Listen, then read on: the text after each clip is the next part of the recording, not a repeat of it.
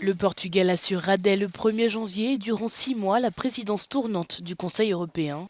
Pour la 4e fois depuis qu'il a rejoint la famille européenne en 1986, le Portugal sera chargé entre autres d'organiser et de présider l'ensemble des réunions du Conseil. La stratégie des 27 consiste à s'orienter vers une économie verte et numérique malgré une année marquée par le Brexit et la pandémie de Covid-19. Le Premier ministre portugais António Costa délèguera une grande partie de cette responsabilité au ministre des Affaires étrangères portugais, Augusto Santos Silva.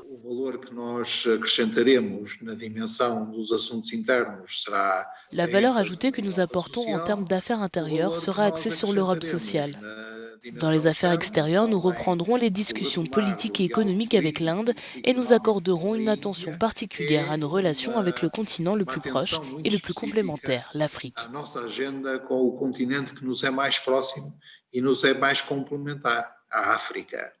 La dernière fois que le Portugal a assuré la présidence en 2007, Lisbonne a accueilli un sommet Europe-Afrique.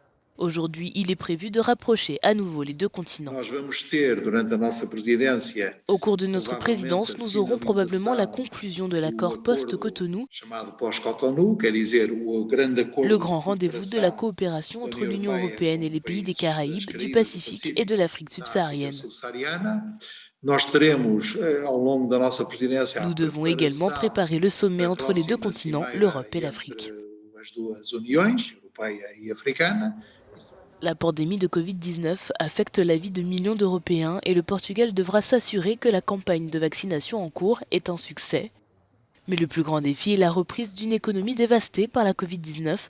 Après 6 mois de présidence allemande, c'est maintenant au tour d'António Costa de prendre le destin de l'Europe en main.